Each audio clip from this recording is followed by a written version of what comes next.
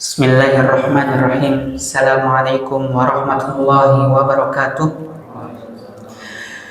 Innal hamdalillah nahmaduhu wa nasta'inuhu wa nastaghfiruh wa na'udzu billahi min shururi anfusina wa min sayyiati a'malina.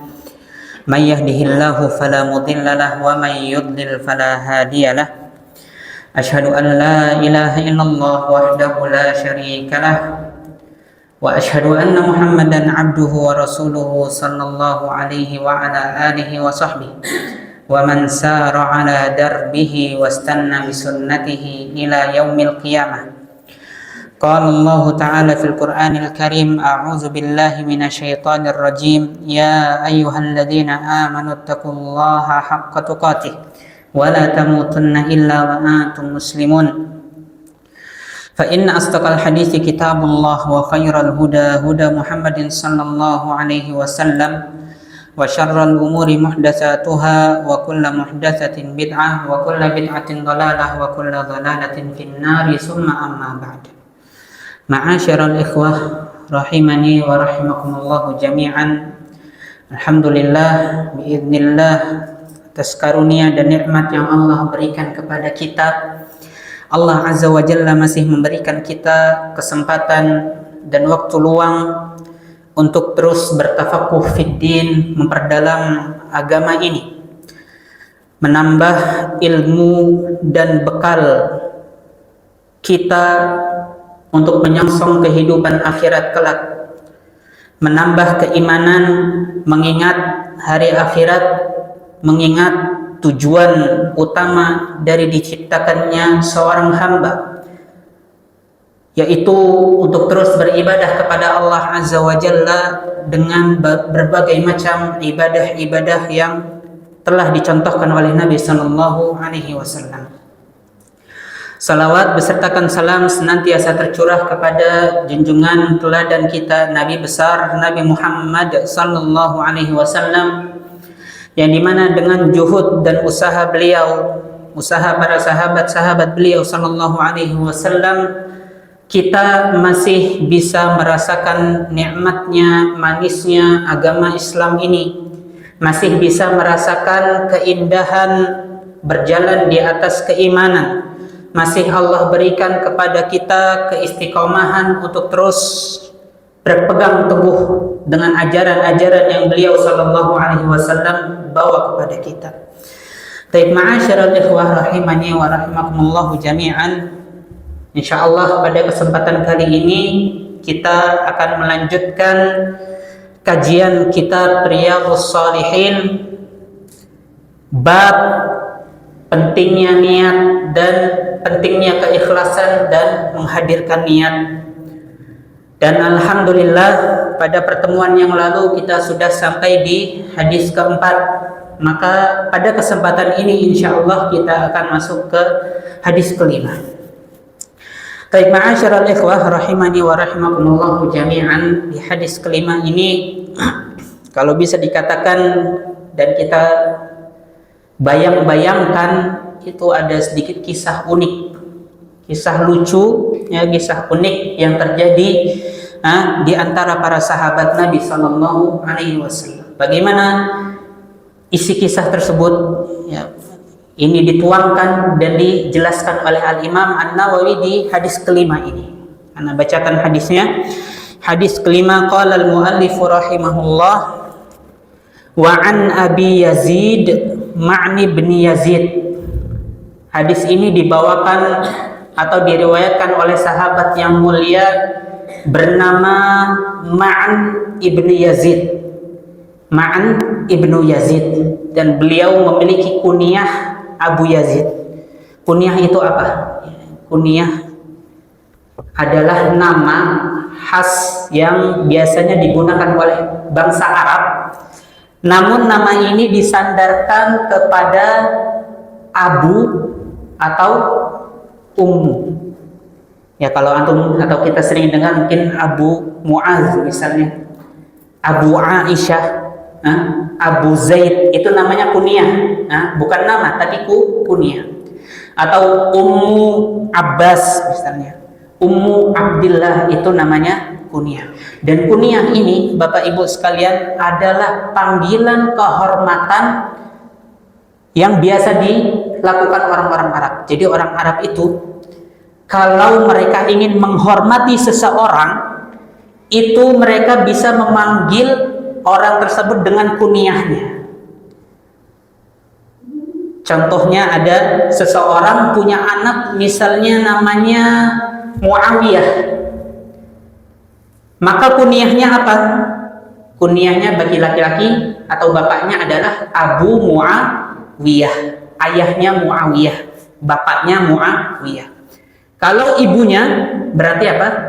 Ummu Muawiyah, ibunya Muawiyah. Dan biasanya yang digunakan kunyah ini anak pertama, ya. Kalau bapak ibu punya 5 anak misalnya, maka yang digunakan kunyah anak pertama. Dan ini salah satu bentuk penghormatan yang dilakukan orang Arab terhadap seseorang. Kita lanjutkan. Jadi hadis ini dibawakan oleh Ma'an ibn Yazid. Nama sahabatnya adalah Ma'an dan nama ayahnya adalah Yazid. Ya, kenapa ini dijelaskan? Karena nanti Al-Imam An-Nawawi akan sedikit membahas tentang sahabat. Ya, namanya adalah Ma'an, ayahnya bernama Yazid, kemudian kakeknya bernama Al-Akhnas radhiyallahu taala anhum ajma'in. Kemudian Al-Imam An-Nawawi melanjutkan wa huwa wa abuhu wa jadduhu sahabiyun, dan ini yang istimewa Pak dari hadis ini.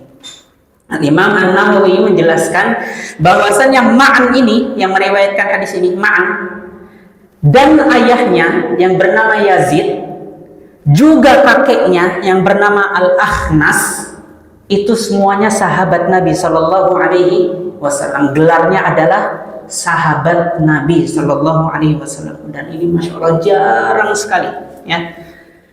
Dan merupakan keutamaan yang sangat besar ketika kita bisa mendapati seorang anak dapat lakop sahabat, dapat perangkat atau predikat sahabat Nabi. Ternyata ayahnya juga seorang sahabat Nabi. Lebih dari itu, ternyata kakeknya pun sahabat Nabi Shallallahu Alaihi Wasallam. Maka di sini Al-Imam An-Nawawi ingin menekankan poin ini, bahwasanya hadis ini termasuk hadis yang sangat luar biasa. Diriwayatkan oleh seorang anak yang dia sahabat, ayahnya sahabat, kakeknya juga sahabat. Dan predikat sahabat, sahabat Nabi Shallallahu Alaihi Wasallam itu sebuah keutamaan yang luar biasa. Mengapa luar biasa? Di ayat yang sering kita dengar mungkin, ya, Allah gambarkan para sahabat-sahabat Nabi Shallallahu Alaihi Wasallam itu radhiyallahu anhum wa radu anhu. Para sahabat Nabi Shallallahu Alaihi Wasallam adalah orang-orang yang diridhoi oleh Allah.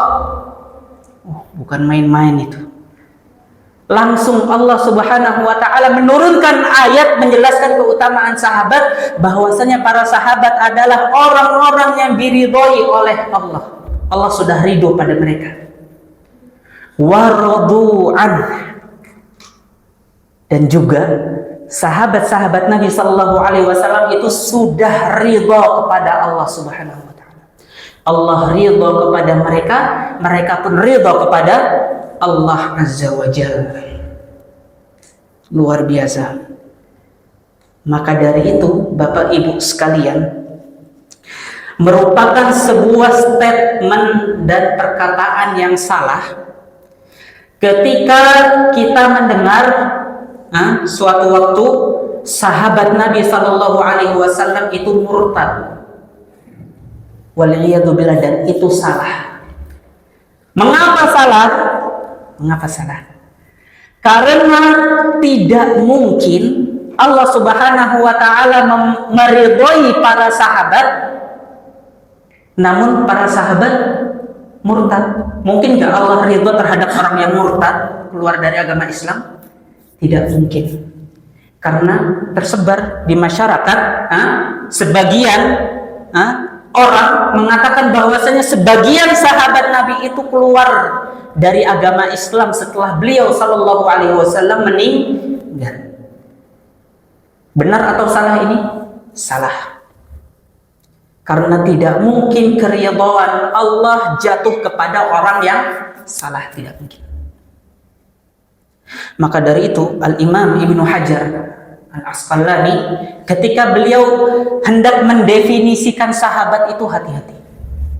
Beliau rahimahullah mendefinisikan sahabat itu harus terpenuhi 3 syarat. Seseorang bisa mendapatkan predikat sahabat Nabi Sallallahu Alaihi Wasallam jika terpenuhi 3 syarat. Syarat yang pertama adalah laqiyan Nabi Sallallahu Alaihi Wasallam, bertemu langsung dengan Nabi Sallallahu Alaihi Wasallam. Itu syarat pertama seseorang kalau ingin mendapat predikat sahabat, harus bertemu dengan Nabi Sallallahu Alaihi Wasallam langsung. Tidak cukup dengan hidup semasa, tidak cukup. Harus bertemu langsung dengan Nabi Sallallahu Alaihi Wasallam. Wah, kalau gitu enak dong. Kalau syaratnya cuma 1, cuma bertemu Nabi bisa jadi sahabat, enak dong. Tidak begitu.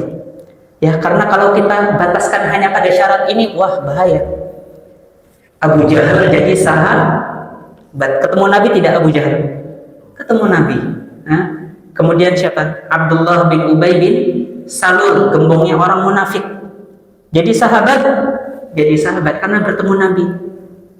Kakeknya Abdul Muttalib, Abu Thalib, Abu Lahab yang diturunkan satu surat khusus tentang ancaman bagi Abu Lahab, itu jadi sahabat kalau hanya dengan syarat ini. Maka Al-Imam Ibnu Hajar menambahkan syarat kedua, seseorang mendapat gelar sahabat. Apa? Wa amana bih.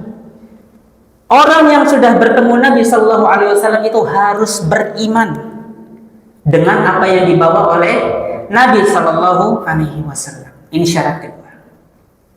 Cukup sampai situ? Tidak. Al-Imam Ibnu Hajar Al-Asqalani melanjutkan, menambahkan satu syarat lagi, syarat ketiga. Apa syarat ketiga seseorang bisa mendapatkan gelar sahabat? Wa mata ala zalikal iman. Orang tersebut mati berada di atas keimanan. Jadi bertemu Nabi Sallallahu Alaihi Wasallam, beriman dengan apa yang beliau bawa, syarat ketiga yang berat, dan mati di atas keimanan. Maka dari itu mustahil kalau dikatakan sahabat Nabi Sallallahu Alaihi Wasallam keluar dari agama Islam atau murtad. Nah, ini adalah beberapa faedah yang disebutkan oleh para masyayikh tentang hadis ini. Tapi kita lanjutkan. Ma'an ibn Yazid, Ma'an ya anaknya ini berkata, qala kana abi Yazid akhraja dananir yatasaddaq biha. Ayahku, kata Ma'an, yang bernama Yazid mengeluarkan beberapa keping dinar untuk disedekahkan. Jadi ayahnya Ma'an yang bernama Yazid ini memiliki beberapa keping dinar, ingin beliau radhiyallahu taala anhu sedekahkan. Beliau datang ke masjid, kemudian diserahkan kepada takmir masjidnya. Dipesankan, ya, nanti kalau ada orang miskin atau orang yang membutuhkan, ya kasihkan sedekah ini. Itu yang dilakukan oleh Yazid bin Ma'an, ayahnya Ma'an tadi. Fawada'aha 'inda rajulin fil masjid. Maka beliau menitipkan kepingan dinar tadi yang hendak disedekahkan kepada orang yang mengurus masjid tersebut. Fajitu. Nah, di sini dia. Setelah Yazid mensedekahkan dinar tadi ke masjid, tiba-tiba Ma'an ibn Yazid, Ma'annya ini, anaknya ini datang ke masjid. Fajitu fa'akhadtuha fa'ataituhu biha. Kata Ma'an, aku datang ke masjid, aku ambillah sedekah ayahku ini. Kemudian dibawa pulang ke rumah. Jadi ayahnya datang ke masjid, mensedekahkan uang. Gak lama kemudian Ma'an, anaknya datang ke masjid, diambil lagi itu sedekah ayahnya. Maka Ma'an ibn Yazid, Ma'an ketika sudah sampai rumah, ayahnya ngelihat, loh, ini kan uang yang saya sedekahkan tadi, kok diambil lagi? Wahai anakku, kenapa engkau mengambil sedekahku lagi? Yazid mengatakan, ayahnya mengatakan, wallahi ma iyyaka aratu. Ma'an, demi Allah, saya itu sedekah bukan buat kamu. Maksud ayahnya Yazid, sedekah buat siapa? Ya buat orang lain yang membutuhkan siapa, tapi bukan Ma'an. Timbul pertanyaan sini, loh, kenapa Ustaz kok Ma'an malah ngambil sedekah tersebut? Ya, para ulama menjelaskan, nah, ternyata keadaan Ma'an ini itu berada dalam kondisi kekurangan. Ya, kalau kita ingat bahwasanya salah satu syarat orang yang berhak menerima sedekah dan zakat apa? Orang yang kekurangan, fakir miskin. Dan Ma'an ini, Ma'an ibn Yazid anaknya ini berada dalam kondisi itu. Sementara ayahnya Yazid berada dalam kondisi berkecukupan sehingga sedekah. Ya, ini nggak mesti orang kaya itu anaknya jadi kaya juga ya. Kita lihat banyak sahabat Nabi SAW yang Allah uji dengan kemiskinan banyak. Bahkan Nabi kita SAW pun bukan orang yang mempunyai. Banyak asar yang menjelaskan bagaimana bahwasanya dapur beliau SAW kadang 3 hari tidak ngepul, artinya nggak masak. Kalau begitu bagaimana Rasulullah SAW? Apa yang beliau lakukan? Beliau puasa. Banyak sekali hadis-hadis yang menjelaskan hal tersebut. Kita lanjutkan. Yazid mengatakan kepada anaknya, wallahi ma iyyaka aratu. Aku nggak berniat sedekah untuk kamu wahai Ma'an, untuk anakku. Maka terjadilah kegaduhan antara anak dan ayah. Apa yang mereka lakukan? Fakhasamtuhu ila Rasulillah sallallahu alaihi wasallam. Kemudian Ma'an ibn Yazid anaknya datang langsung ke Rasulullah sallallahu alaihi wasallam. Menceritakan, ya Rasulullah, wahai Rasulullah, ceritanya begini. Ayah saya Yazid ingin bersedekah, sudah ditaruh di masjid, kemudian saya ambil karena memang saya membutuhkan dan saya termasuk golongan orang yang berhak menerima sedekah. Dan ini enaknya di zaman Nabi SAW ya, kalau kita terjadi perselisihan, kita bisa langsung kembali ke atau menemui siapa? Rasulullah SAW. Yakunu hakiman bainan, menjadi hakim di antara orang yang berselisih. Ya, namun di zaman sekarang ya kebanyakan orang itu lupa ya, ketika berselisih dengan tetangganya, dengan rekan kerjanya, dengan istrinya bahkan mungkin, atau dengan anak-anak saudara, anak-anaknya, karib kerabatnya, inginnya itu diselesaikan dengan otot kuat-kuatan. Padahal Islam tidak mengajarkan seperti itu, Pak Bu sekalian. Ya, Allah Azza wa Jalla mengingatkan di dalam Al-Qur'an, fa in tanaza'tum fi syai' farudduhu ila Allahi war Rasul. Jika engkau berselisih dalam suatu perkara apapun, terjadi perselisihan, farudduhu ilallahi war rasul, kembalikanlah perkara tersebut kepada Allah dan Rasulnya. Kalau pada zaman sahabat Nabi Sallallahu Alaihi Wasallam bisa bertanya langsung kepada Nabi Sallallahu Alaihi Wasallam. Kalau di zaman kita bagaimana? Tidak mungkin kita datang ke Rasulullah. Bagaimana? Kita kembali, kita kaji lagi Al-Quran, kita kaji lagi hadis-hadis Nabi Sallallahu Alaihi Wasallam. Gimana sih cara menyelesaikan permasalahan ini? Kita dengar penjelasan asatidzah masyayikh. Gimana sih kalau ada permasalahan seperti ini? Bagaimana agama Islam memberikan jalan keluar dalam permasalahan ini? Itulah sikap seorang muslim. Ketika terjadi perdebatan, perselisihan, rudduhu ilallahi war rasul, kembalikan kepada Allah dan Rasulnya, kembalikan kepada Al-Quran dan Sunnah. Tanyakan asatidzah dan masyayikh yang kompeten dalam memberikan jalan keluar. Maka Ma'an bin Yazid beserta ayahnya Yazid datang ke Nabi Sallallahu Alaihi Wasallam. Setelah mendengar ceritanya dari Ma'an dan ayahnya, kira-kira bagaimana jawaban Rasulullah Sallallahu Alaihi Wasallam? Balik dibalikin hartanya, balikin wahai Ma'an ke ayahmu. Tidak. Nabi Sallallahu Alaihi Wasallam mengatakan, laka ma nawaita ya Yazid, walaka ma akhadta ya ma'an. Kata Nabi sallallahu alaihi wasallam, bagimu Yazid yang mensedekahkan tadi, ayahnya tadi, engkau sudah mendapatkan pahala sedekah atas niat yang telah kamu lakukan. Karena Yazid niatnya, ayahnya ini ketika bersedekah, sedekah untuk siapa? Orang yang membutuhkan, sudah dapat pahalanya. Kata Nabi sallallahu alaihi wasallam, laka ma nawaita ya Yazid, bagimu pahala yang telah engkau niatkan, sudah dapat pahala sedekah. Bagaimana dengan anaknya? Ma'an, disuruh balikin? Enggak. Kata Nabi sallallahu alaihi wasallam, walaka ma akhadta ya Ma'an, dan bagimu Ma'an yang mengambil sedekah ayahnya tadi, bagimu apa yang telah kamu ambil. Maksudnya apa? Ya udah, kamu sudah ambil sedekah ayahmu, maka itu buat kamu. Subhanallah. Dan mungkin ini terjadi di zaman sekarang ketika zakat fitrah mungkin ya. Anda pernah mendapatkan seperti itu ketika di Bekasi ya. Ada orang naruh zakat fitrah beras, ditinggal ke kamar mandi sebentar, kemudian ketika keluar kamar mandi sudah hilang. Ya sudah. Maka bagaimana? Apakah zakat fitrah dari orang yang menunaikan tadi sudah terpenuhi? Sudah.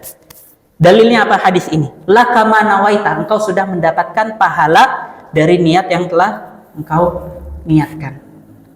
Walaka ma akhadta ya Ma'an, dan orang yang mengambil tadi Ma'an tadi juga berhak mendapatkan harta tersebut, karena Ma'an memang tergolong orang yang berhak mendapatkan sedekah tersebut. Dari hadis ini jelas ya kenapa Al-Imam An-Nawawi memasukkan hadis ini ke dalam bab niat. Karena tadi ya, laka ma nawaita ya Yazid, Yazid engkau sudah mendapatkan pahala dari niat yang telah engkau niatkan. Taib ma'asyiral ikhwah rahimani wa rahimakumullah jami'an. Hadis yang unik ini tentu memiliki banyak faedah ya. Dan beberapa faedah digambarkan dan dijelaskan secara gamblang oleh Fadilatul Syekh Ibnu Utsaimin rahimahullah. Karena dari hadis ini Bapak Ibu sekalian itu nanti bercabang ya. Kisah sedekahnya Yazid kepada anaknya tadi nanti ada rentetannya, ada runut permasalahan yang lain di dalam bab fikih. Kita akan jelaskan sedikit dari apa yang bisa kita ambil dari hadis ini. Yang pertama ya tadi yang seperti kita menjelaskan keutamaan sahabat Nabi Sallallahu Alaihi Wasallam. Kita harus menanamkan dalam hati kita bahwasanya sahabat Nabi Sallallahu Alaihi Wasallam itu orang yang paling mulia dan paling baik yang hidup di akhir zaman. Maka dari itu Allah Subhanahu wa taala itu tidak menyiapkan orang-orang yang lemah mentalnya, fisiknya untuk mendampingi dakwahnya Nabi sallallahu alaihi wasallam, tidak. Bisa antum bayangkan kalau misalnya kita hidup di zaman Nabi sallallahu alaihi wasallam, kita kira-kira mampu atau tidak itu? Tidak mampu Pak kita. Allah tahu kita tidak mampu untuk mendampingi Nabi Sallallahu Alaihi Wasallam berdakwah. Ya kita masih suka mengeluh, ya masih suka tergoda dengan dunia. Maka dari itu Allah tahu kita tidak cocok, Allah hidupkan kita di zaman ini. Allah Azza wa Jalla hidupkan sahabat-sahabat yang mulia, Abu Bakar, Umar, Utsman, Ali, dan sahabat-sahabat yang lain radhiyallahu taala anhum. Mengapa? Ya, karena Allah Azza wa Jalla tahu mereka adalah orang-orang yang paling tepat untuk mendampingi dan mengawal dakwah Nabi sallallahu alaihi wasallam. Jadi sahabat Nabi sallallahu alaihi wasallam itu enak nggak enak? Enaknya apa? Dapat surga. Dijanjikan surga oleh Nabi dan Allah dan Nabi Sallallahu Alaihi Wasallam. Gak enaknya apa? Berat sekali ujiannya. Ya kalau mungkin sekarang kita cuma diuji dengan anak-anak kita mungkin sakit mungkin. Kalau para sahabat itu enggak Pak. Ujian mereka itu langsung nyawa, jiwa dan raga mereka. Bisa jadi ketika mereka tidur datang musuh Allah membunuh mereka mungkin. Dan mereka, ya, masya Allah, saking cintanya kepada Nabi Sallallahu Alaihi Wasallam dan tentu kecintaan para sahabat kepada Nabi Sallallahu Alaihi Wasallam jauh di atas kita. Kita selama ini hanya mengatakan kita cinta Nabi, kita cinta Rasulullah SAW, namun dalam amalan sehari-hari saja mungkin kita bolong-bolong. Maka dari itu, ya, sahabat Nabi SAW adalah umat yang paling baik, yang paling berhak mendampingi dakwah Nabi SAW. Selalu di pikirannya para sahabat itu, gimana sih saya mendapatkan keridhaan Allah? Itu, Pak. Berbeda dengan kita, pikiran sana sini. Sahabat Nabi SAW itu selalu memikirkan bagaimanapun keadaan saya harus bisa mendapatkan keridhaan Allah. Itu Allah gambarkan di akhir surat Al-Fatih. Muhammadur Rasulullah. Walladzina ma'ahu, dan orang-orang yang bersama Nabi. Asyidda'u 'alal kuffar, mereka keras terhadap orang-orang kafir. Ruhama'u bainahum, para sahabat tetap berlemah lembut dengan sesama mereka. Kalau sudah berhadapan dengan orang kafir di medan perang, beringas sahabat Nabi SAW itu. Bahkan mungkin kalau kita kembali ke tarikh, kisah-kisah perang, sahabat ada yang diputusin tangannya ketika di medan perang, masih bisa berperang. Banyak sekali itu. Keras kalau sudah berhadapan face to face dengan orang kafir. Lakin ruhama bainahum. Tapi kalau sudah berkumpul dengan sesama orang beriman, berkumpul dengan Nabi dan para sahabatnya, jadi orang yang paling lembut. Tarahum ruk'an sujjadan. Engkau akan melihat sahabat Nabi SAW tuh ruk'a, selalu ruku', senang namanya ruku', banyak sholat. Sujjadan, banyak sujud. Ya betaguna fadlan min rabbihim wa ridwana. Senantiasa mengharapkan keutamaan dan karunia dan keridhaan dari Allah Subhanahu wa taala. Itulah sahabat. Kita enggak ada apa-apanya. Kita enggak ada apa-apanya. Baik, kemudian faedah yang selanjutnya ma'asyiral ikhwah di sini adalah seperti babnya seseorang akan mendapatkan pahala sesuai dengan yang dia niatkan. Tadi kisah Yazid dan anaknya juga menjelaskan seperti itu. Yazid mendapatkan pahala sedekah, anaknya mendapatkan harta sedekah ayahnya. Nah, dari sini nanti akan muncul permasalahan. Al-Imam Ibnu Utsaimin menjelaskan, termaksud di dalam hadis ini juga, Bapak Ibu sekalian, kalau misalnya kita mendapati seseorang, dia ingin membayar zakat atau sedekah ke orang yang ia kira itu orang tidak mampu. Dari penampilannya biasa saja, mungkin rumahnya kecil, ternyata rekeningnya ternyata miliaran misalnya. Aslinya orang ini mampu, namun di mata manusia kelihatannya tidak mampu. Nah, gimana kalau ada orang yang bayar zakat fitrah ke orang ini? Sah atau enggak? Sah. Zakat fitrah yang dibayarkan kepada orang yang kelihatannya orang yang membutuhkan, tapi aslinya orang kaya, itu sah zakat fitrahnya. Sudah lepas kewajiban membayar zakat. Kemudian juga misalnya Al-Imam Ibnu Utsaimin rahimahullah menjelaskan, ada orang yang tidak bisa membedakan haji dan umroh. Suatu saat ingin pergi umroh, ya, pengen pergi umroh, ternyata pas niat mengatakan labbaik Allahumma hajjan, aku penuhi panggilan hajimu ya Allah. Dia ingin umroh tapi ketika niatnya untuk haji, maka umrohnya sah atau tidak? Sah. Karena orang tersebut berniat umroh meskipun lisannya atau lidahnya salah ketika mengucapkan niatnya. Atau contohnya misalnya beliau menjelaskan ada orang punya dua rumah, yang satu kecil, satu besar. Kemudian orang tersebut mengatakan, saya sedekahkan rumah yang kecil ini, tapi nunjuknya ke rumah yang besar. Maka sedekahnya jatuh ke mana? Ke rumah yang kecil, sesuai dengan yang dia niatkan. Dan seperti ini ya, kita kiaskan hal ini ke hal-hal yang lain. Kemudian ma'asyiral ikhwah rahimani wa rahimakumullahu jami'an, faedah keempat yang dapat kita ambil dari hadis ini adalah diperbolehkannya seorang ayah membayar sedekah atau mensedekahkan hartanya kepada anaknya. Selama anak tersebut memang berhak mendapatkan sedekah, maka boleh. Ya, wal'iyadzubillah, kita mendapati anak kita misalnya atau cucu kita berada kekurangan, untuk makan saja susah. Sementara kita berkecukupan, maka kita boleh ini sedekah buat kamu, dan ini lebih mulia. Sedekah terhadap kerabat, karib kerabat, anak istri itu jauh lebih besar pahalanya ketimbang sedekah kepada orang lain. Karena kalau kita sedekah ke orang lain itu kita hanya dapat pahala sedekah. Namun ketika kita mensedekahkan harta kita kepada karib kerabat, itu kita dapat dua, Pak. Pahala sedekah dan pahala menyambung silaturahmi. Maka dari itu Zainab, istrinya Ibnu Mas'ud radhiyallahu taala anhu, ketika Rasulullah sallallahu alaihi wasallam menyuruh para sahabatnya untuk sedekah, ya, Zainab, istrinya Ibnu Mas'ud radhiyallahu taala anhu itu punya perhiasan dan ingin mensedekahkan perhiasan tersebut kepada Rasulullah sallallahu alaihi wasallam.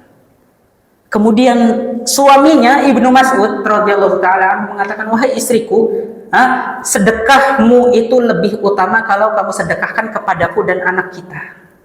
Karena Ibnu Mas'ud ya hidup dalam kekurangan, anaknya juga. Maka kata Zainab, kata istrinya, "Oh, nggak bisa seperti itu. Saya tanyakan dulu kepada Rasulullah sallallahu alaihi wasallam, masa bisa seperti itu?" Maka apa kata Rasulullah sallallahu alaihi wasallam? Shadaqa Ibnu Mas'ud. Sungguh benar apa yang dikatakan Ibnu Mas'ud. Ini juga dalil lain bahwasannya seorang ayah boleh mensedekahkan hartanya kepada anaknya atau karib kerabatnya. Kemudian ma'asyiral ikhwah rahimani wa rahimakumullahu jami'an. Faedah terakhir pada kesempatan kali ini, bersisa mungkin sekitar 5 menit sampai 10 menit. Faedah terakhir yang dapat kita petik dari hadis ini adalah bagaimana kesungguhan para sahabat Nabi Sallallahu Alaihi Wasallam dalam meneladani Nabi Sallallahu Alaihi Wasallam. Kita lihat tadi bagaimana semangatnya Yazid bersedekah, dan sahabat itu Bapak Ibu sekalian suka sekali yang namanya bersedekah. Kalau kita baca buku tarikh, Masya Allah, Utsman bin Affan mensedekahkan 1000 unta ketika perang Tabuk. Abu Bakar As-Siddiq, apa yang beliau sedekahkan radhiyallahu anhu? Semua hartanya disedekahkan semua. Umar ibn Khattab setengah dari hartanya. Abdurrahman bin Auf, siapa yang tidak tahu? Kekayaan beliau sangat luar biasa. Bahkan ketika disebutkan dalam kitab-kitab tarikh, ketika beliau meninggal, harta warisannya itu berupa emas balokan. Dan ketika ingin dibagikan emas tersebut itu harus dipukul dulu dengan kapak karena saking banyaknya sehingga emasnya melekat. Panas, ditimbun, melekat emasnya. Itu ketika dibagi harus dibelah pakai kapak dulu. Namun kita perhatikan kepribadian sahabat Nabi Sallallahu Alaihi Wasallam, meskipun hartanya begitu banyak, dunia harta itu berada di tangan mereka, namun tetap hati mereka terpenuhi dengan namanya akhirat. Jadi mudah saja tuh bagi para sahabat untuk mengeluarkan, nggak ada perasaan, aduh harta saya berkurang, harta saya akan hilang kalau dikasihkan, nggak ada.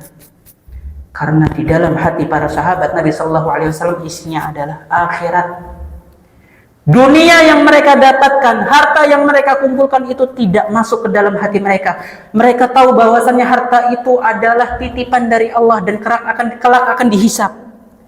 Sehingga mudah bagi para sahabat sedekah. Abu Bakar semua hartanya. Utsman bin Affan 1000 unta.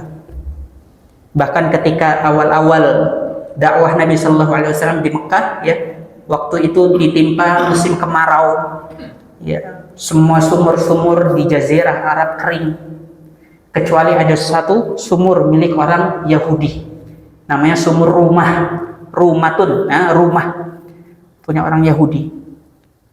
Dan kaum muslimin pada waktu itu kalau mau minum dari sumur itu harus bayar dulu ke orang Yahudi. Maka ini menjadi polemik dan permasalahan, gimana nih kaum muslimin pengen minum aja harus bayar. Maka Nabi Shallallahu Alaihi Wasallam menyeru, siapa di antara kalian yang dapat membebaskan sumur ini? Maka Utsman ibn Affan radhiyallahu taala anhu melihat, wah ini kesempatan bisa mendapatkan keridhaan Allah, pahala dari Allah, surga milik Allah. Ini kesempatan. Maka Utsman bin Affan bebaskanlah sumur tersebut. Dan orang Yahudi tidak main-main waktu itu. Harga sumurnya dilipat gandakan berpuluh-puluh kali lipat. Beliau bayar. Setelah dibebaskan, diberikan kepada kaum muslimin. Nah, kalau kita, ya Allah, kita dapat dunia sedikit saja itu langsung merusak hati kita, betul atau tidak? Baru dapat sedikit, berapa juta, berapa miliar itu langsung hati kita keluar sifat bakhil, gak mau sedekahnya itu keluar. Namun tidak demikian apa yang terjadi pada sahabat-sahabat Nabi Sallallahu Alaihi Wasallam.